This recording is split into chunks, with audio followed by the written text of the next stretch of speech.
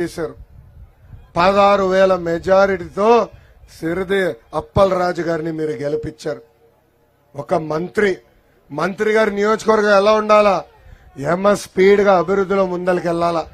ఇక్కడ అడుగుతున్నా, ఈ మంత్రి గారు ఒక్క రోడ్ అనేసారా? ఫ్లైఓవర్ పనులు పూర్తి చేశాడా? ఎక్కడా పట్టించుకోలేదు. అహంకారానికి మానవ రూపం ఈ అప్పల్ రాజు గారు. పేరులో డాక్టర్ ఉంది, కానీ రియల్ లైఫ్ లో చూస్తే ఒక అద్భుతమైన యాక్టర్ కనపడతాడు నాకు. ముద్దు పేరు మీరు అందరు ఇచ్చారు ఆయనకి. అదేంటది? ఏంటది? కొండల రాజు. కొండలే కొట్టేస్తున్నాడు. మంత్రి గారు చెప్తున్నా, 2 నెలలు ఓపిక పట్టు బ్రదర్, వచ్చేది పసుపు ప్రభుత్వమే, మొత్తం ఎంక్వైరీ చేస్తా, వడ్డీతో సహా కక్కిచ్చి ఆ డబ్బులు ప్రజలకు ఖర్చు పెట్టే బాధ్యత నేను తీసుకుంటాను. సొంత పార్టీ నాయకుల్ని కార్యకర్తలు కూడా వేధిస్తాడు. ఇక్కడున్న కొండలరాజు కేటీ రోడ్లు పనులు పూర్తవలేదు, కానీ ఆయనకు కావాల్సిన ఆయన కట్టుకున్న ప్రగతి భవన్ పనులు మటుకు యుద్ధ ప్రాతిపదికంగా పూర్తి చేస్తారు. అసలు పేదవాడు అంటారు. మళ్ళీ 12 కోట్ల విలువైన లాడ్జ్ ఎలా కొన్నావో దయచేసి ప్రజలకి చెప్పాలని సభాముఖంగా ఆయన నేను నిలదీస్తున్నా. అసలు బర్రెల్లో కుంభకోణం చేయొచ్చు నాకైతే తెలియదు స్వామి. బర్రెలు కొనుగోలులో కూడా కుంభకోణం చేశాడు ఇక్కడున్న ఎమ్మెల్యే గారు. దాదాపు 2,000 కోట్ల రూపాయలు ప్రజాధనాన్ని లూటీ చేశారు. ఇంకా నువ్వలరేవు గ్రామంలో నగేష్ అనే మత్స్యకారు, అక్కడ కాలేజీలో ఎలా చనిపోయారో ఎవరికి తెలీదు. మంత్రి గారు అక్కడ పరిగెత్తుకుంటూ వెళ్ళి అక్కడ లాలుచి పడి కనీసం ఆ కుటుంబానికి ఇప్పటి వరకు కూడా న్యాయం చేయలేదు. అంతేకాదు, మన నియోజకవర్గంలో దాదాపు 5 మహిళల్ని ఎలా చనిపోయారో తెలీదు, ఎక్కడ చనిపోయారో తెలీదు. శవం దొరికింది, ఆ కుటుంబానికి ఇప్పుడు కూడా న్యాయం చేయలేదు ఇక్కడున్న మంత్రి గారు. ఆ కుటుంబాలకు నేను హామీ ఇస్తున్నా, 2 నెలల్లో మన ప్రభుత్వం వస్తుంది, మొదటి 100 రోజుల్లో మీకు న్యాయం చేసే బాధ్యత వ్యక్తిగతంగా నేను తీసుకుంటాను. అసలు ఇక్కడ హెల్త్ వర్కర్ పోస్ట్ ఉన్నా, అంగన్వాడీ పోస్ట్ ఉన్నా రెడీగా ఉంటాడు ఇక్కడున్న మంత్రి. డబ్బులు ఎప్పుడు ఇస్తావా అని పోస్టులు కూడా అమ్ముకునే పరిస్థితికి వచ్చేశాడు ఇక్కడున్న మంత్రి. ఇక్కడున్న పెద్దలు చెప్పారు, జీడి పిక్క రైతులు అనేక ఇబ్బందులు ఎదుర్కొంటున్నారు. గతంలో తెలుగుదేశం పార్టీ అధికారంలో ఉన్నప్పుడు 14,000 రూపాయలు ఉన్న జీడి పిక్క ఈ రోజు ఏకంగా అది 7,000 రూపాయలకి పడిపోయింది. రైతులందరూ నేను ఒకటే హామీ ఇస్తున్నా, మద్దతు ధర మన ప్రభుత్వం కల్పిస్తుంది, మిమ్మల్ని ఆదుకునే బాధ్యత కూడా మేము తీసుకుంటాం. జీడిపప్పు పరిశ్రమలు కూడా అనేక ఇబ్బందులు ఎదుర్కొంటున్నారు, వాళ్ళ సమస్యలు కూడా పరిష్కరించే బాధ్యత నేను తీసుకుంటాను. పెద్దలు అడిగినట్టు ఆఫ్ షోర్ ప్రాజెక్ట్ మన ప్రభుత్వ అధికారులకు వచ్చిన మొదటి 3 సంవత్సరాల్లో మనం పూర్తి చేసుకుందాం. అంతేకాదు, ప్రతి ఇంటికి ఉచితంగా కుళాయి ద్వారా తాగునీరు కూడా అందించే బాధ్యత వ్యక్తిగతంగా నేను తీసుకుంటానని ఈ సభాముఖంగా నేను హామీ ఇస్తున్నా. ఇంకా కోకోనట్ అంటే కొబ్బరి, జీడిపప్పు రీసెర్చ్ ఫెసిలిటీ కూడా ఏర్పాటు చేయాల్సిన అవసరం ఉంది. అది తప్పనిసరిగా చేసే బాధ్యత నేను తీసుకుంటాను. ఇంకా గౌతు శిరీష గారు ప్రధానంగా ఇక్కడ డిఫెన్స్ ఆర్మీ కోచింగ్ ఏర్పాటు చేస్తే బాగుంటుంది అని కోరారు. తప్పనిసరిగా అది చేసే బాధ్యత తీసుకుందాం. అంతేకాదు, ఉత్తరాంధ్రకి సెజ్ ఏర్పాటు చేసి పెద్ద ఎత్తున పరిశ్రమలు కూడా తీసుకొచ్చే బాధ్యత వ్యక్తిగతంగా నేను తీసుకుంటా. ఈరోజు ప్రపంచంలో ఎక్కడికి వెళ్ళినా సిక్కులు కనపడతారు. అమరావతిలో ఎవరిని ఇల్లు కడుతుంటే దాంట్లో కీలకమైన పాత్ర వహించేది మా సిక్కోలు. హైదరాబాద్ లో ఎవరిని ఇల్లు కట్టుకుంటారంటే బాగా కష్టపడేది మా సిక్కోలు. అలాంటిది మన ప్రాంతానికే పరిశ్రమలు వస్తే ఇంకా ఎలా మన ప్రాంతం మారిపోతుందో అని ఒక్కసారి ఆలోచించమని ఈ సభాముఖంగా కోరుతున్నాం. ఇంకా మత్స్యకారులు కూడా అనేక ఇబ్బందులు ఎదుర్కొంటున్నారు. పేరుకే మత్స్యకార మంత్రి. వలలు, బోట్లు, ఐస్ బాక్స్ ఒక్కటి కూడా సబ్సిడీలు ఇవ్వలేడు ఈ మంత్రి. ఫిషింగ్ హార్బర్ కూడా పూర్తి చేయలేడు ఈ మంత్రి. మత్స్యకారులు చెప్తున్నా 2 నెలలు ఓపిక పట్టండి, గతంలో ఎట్లయితే ఆదుకున్నావో దానికి రెట్టింపు మీకు సంక్షేమం చేసే బాధ్యత మేము తీసుకుంటాం. ఆనాడు వేత నిషేధం సమయంలో కూడా పెన్షన్ అందజేశాం. ఇప్పుడు చాలా మందికి పెన్షన్ రావట్లేదని నా దృష్టికి తీసుకొచ్చారు. మిమ్మల్ని ఆదుకునే బాధ్యత కూడా నేను తీసుకుంటా. నేను ఇక్కడికి వస్తుంటే, ఇచ్చాపురం నుంచి పలాసకు వస్తుంటే టిట్కో ఇల్లు చూసా. ఆనాడు చంద్రబాబు నాయుడు గారు చేసిన పనే. కనీసం పెండింగ్ వర్కులు పూర్తి చేయలేకపోయారు, రోడ్లు వేయలేకపోయారు, డ్రైను తాగునీటి కనెక్షన్ కూడా ఇవ్వలేకపోయారు. అన్నా 2 నెలలు పిపట్టు తమ్ముడు, మన అధికారంలోకి వచ్చిన మొదటి 100 రోజుల్లో టిట్కో ఇల్లు మనం పూర్తి చేస్తున్నాం. లబ్ధిదారులతో కలిసికట్టుగా గోప్రవేశం కూడా చేస్తామని ఈ సభాముఖంగా నేను హామీ ఇస్తున్నా. ఇంకా తెలుగుదేశం పార్టీ బలం, తెలుగుదేశం పార్టీ కార్యకర్తలు. అన్న ఎన్టీఆర్ ఏ ముహూర్తంలో తెలుగుదేశం పార్టీ స్థాపించారో నాకు తెలియదు, కానీ ఆ పసుపు జెండా చూస్తేనే మనకు ఒక ఉత్సాహం, ఒక జోష్. దేశంలో కార్యకర్తల పార్టీ అంటే గుర్తొచ్చేది మన పార్టీ తెలుగుదేశం పార్టీ. అందుకే 2014లో భారతదేశంలోనే ఏ పార్టీకి లేని విధంగా కార్యకర్తల సంక్షేమం అనేది మన పార్టీ ఏర్పాటు చేసింది. ఆ నిధి ద్వారా దాదాపు 100 కోట్ల రూపాయలు ప్రమాద బీమా ద్వారా కార్యకర్తలు కూడా డబ్బులు అందజేసిన పార్టీ మన పార్టీ తెలుగుదేశం పార్టీ. కార్యకర్తలు ఎవరైనా చనిపోతే వాళ్ళ పిల్లల్ని ఉచితంగా చదివిస్తుంది మా తల్లి భువనేశ్వరి గారు. గత 4 సంవత్సరాలు 10 నెలలుగా చట్టాలని ఉల్లంఘించి అధికారులు మన ఇబ్బంది పెట్టారు. వైకాపా నాయకులు మన వేధించారు. అంతెందుకు, నా పైన కూడా 22 కేసులు పెట్టారు. అటెంప్ట్ మర్డర్ కేసు పెట్టారు, ఎస్సీ ఎస్టీ కేసు పెట్టారు. కానీ ఆనాడే చెప్పారు, మీ లోకేష్ తగ్గేదే లేదు. కార్యకర్తలందరికి బంపర్ ఆఫర్ ఇస్తున్నా. 2019 నుంచి 24 వరకు ఎవరైతే ఎక్కువ కేసులు పెట్టించుకున్నారో వాళ్ళకి అంత పెద్ద నామినేటెడ్ పోస్ట్ ఇచ్చే బాధ్యత వ్యక్తిగతంగా నేను తీసుకుంటా. 53 రోజులు చంద్రబాబు నాయుడు గారు రాజమండ్రి జైల్లో బంధించారు. అదే బాబు గారు మనం బయటకు వచ్చినా ఏం చెప్పారు, భయం మా బయటేయడం లేదు మై డియర్ బ్రదర్ జగన్ అని. కేసులు మనం భయపడతామా? జైలుకు మనం భయపడతామా? ఇక్కడ ఎంతో మంది పైన కేసులున్నాయి, వేదిక పైన ఉన్న పెద్దల పైన కేసున్నాయి. కానీ ఏనాడో వెనక్కి తిరిగి మనం చూడలేదు. అదే ఉత్సాహంతో ముందరికెళ్దాం, అదే స్పీడ్ లో మనం ముందరికెళ్దాం. 2 నెలలు కష్టపడదాం. ఇక్కడున్న పనికిమాల మంత్రిని తరిమి కొట్టే బాధ్యత మనం తీసుకుందామని ఈ సభాముఖంగా హామీ ఇస్తున్నాం. రెడ్ బుక్ గురించి చెప్పంటావా?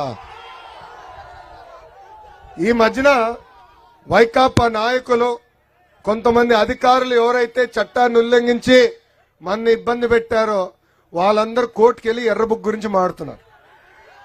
నేషనల్ మీడియాలో కూడా చర్చకు వచ్చిందండి ఎర్ర బుక్. అమ్మాయి ఎర్ర బుక్ ఎందుకు పెట్టుకున్నానో తెలుసా?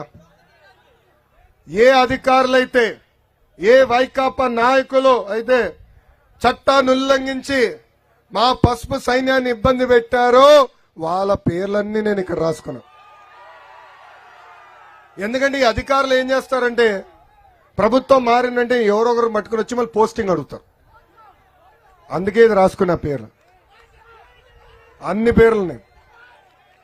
మన ప్రభుత్వ అధికారంలోకి వచ్చిన వెంటనే జ్యుడిషియల్ ఎంక్వైరీ చేస్తాం. తప్పు చేసిన వాళ్ళందరినీ తప్పనిసరిగా యాక్షన్ తీసుకుంటాం. సర్వీస్ నుంచి డిస్మిస్ చేసి జైలుకు కూడా పంపించే బాధ్యత నేను తీసుకుంటానని ఈ సభాముఖంగా కార్యకర్తలందరికీ నేను హామీ ఇస్తున్నా. ఈరోజు మనం ఒక పవిత్రమైన కార్యక్రమానికి పిలిపిస్తున్నాం. శంకరామం కార్యక్రమం ద్వారా, దొరా అక్కడ ఉంది, దొరా కంగారు పడద్దు, దొరా చాలా కంగారు మావాడికి. పాదయాత్రలు నడిచాడు నాతో రాకేష్. వైకాపా నాయకులు వచ్చిన ఇబ్బంది పెట్టాలంటే యుద్ధానికి ముందలే వ్యక్తి ఇక్కడున్న రాకేష్ గారు. ఈ శంకరరావు కార్యక్రమం ద్వారా మనం ప్రతి గడపకి వెళ్ళాలి.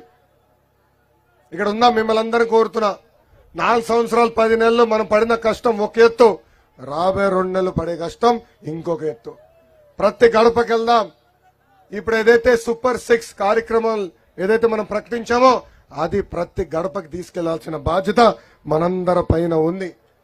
ఇక్కడున్న క్లస్టర్, యూనిట్, బూత్, మండల, గ్రామ పార్టీ అధ్యక్షులందరినీ చేతులు పైకెత్తమని చెప్తున్నాం. చేతులు పైకెత్తండి. మిమ్మల్ని నేను కోరుతున్నా, మీ అందరికి ఇప్పుడు ఒక కిట్ ఇచ్చాం.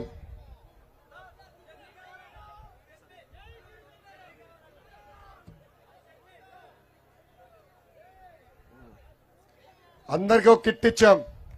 ఈ కిట్ లో ప్రధానంగా ప్రతి గడపకి ఏమి ఇవ్వాలో ఉంది, అది మీకు చూపిస్తా.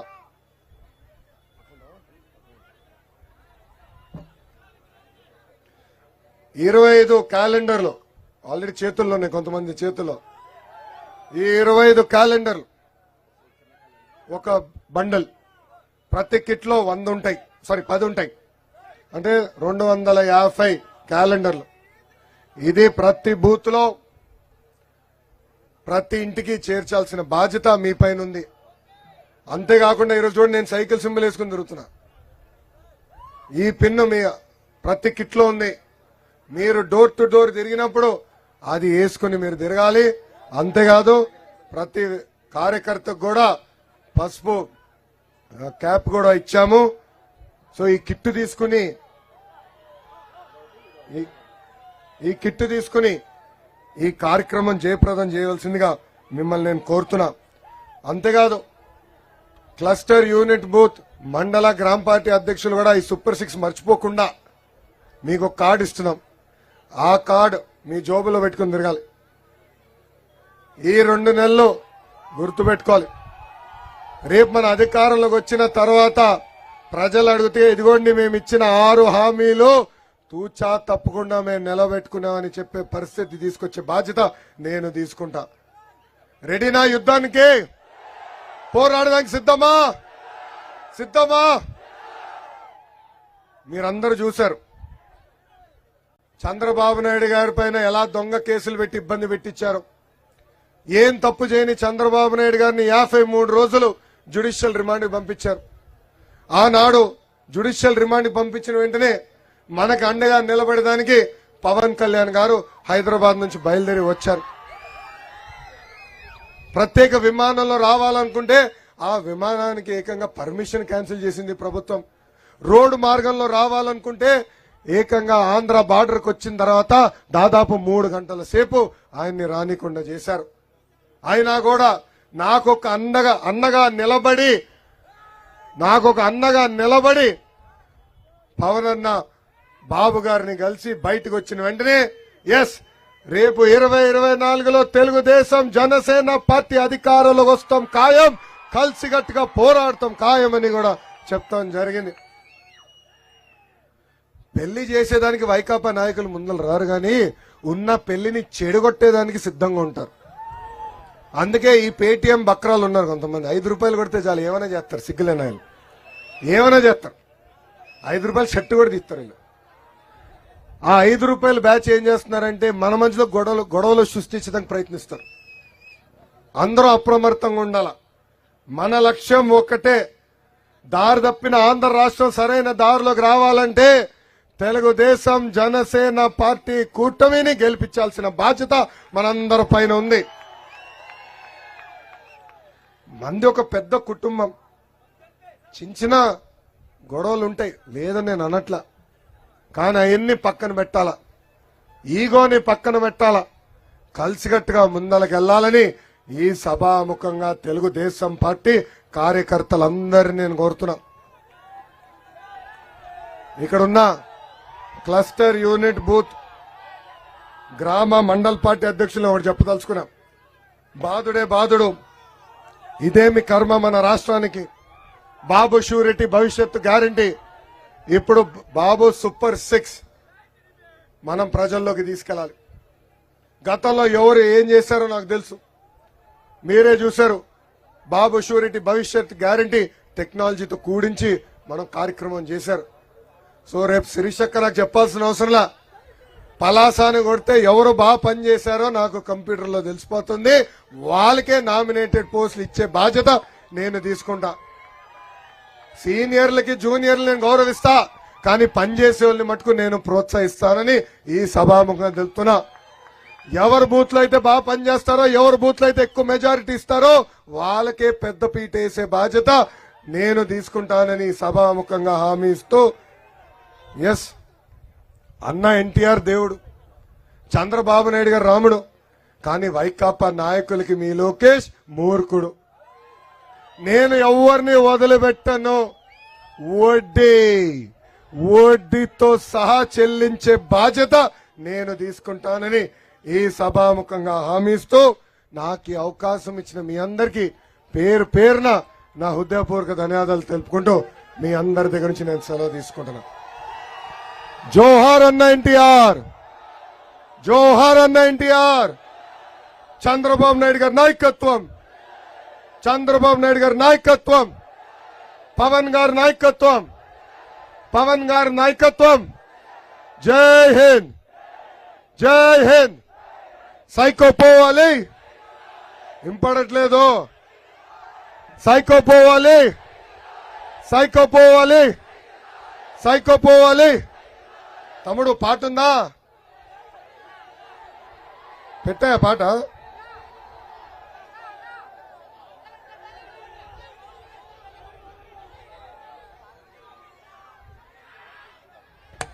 ధన్యవాదాలు సార్. ఇప్పటికే సంసిద్ధంగా ఉన్న మా పసుపు సైన్యానికి మీ వెంట మేము ఉన్నామనే ధైర్యాన్ని, అన్నిటికీ కాపాడుతున్నాననే నమ్మకాన్ని కలిగించిన మీకు మా అభినందనలు. మరొక్క 5 నిమిషాలు తెలుగుదేశం పార్టీ ప్రతిజ్ఞ. మనందరం కూడా లోకేష్ గారి సాక్షిగా ఎన్నికల వరకు ప్రతి ఒక్కరం కూడా పార్టీకి పనిచేయాలని ఒక ప్రతిజ్ఞ ఉంది. దయచేసి ప్రతి ఒక్కరూ నిల్చొని ప్రతిజ్ఞ నాతో పాటు చదవాలి.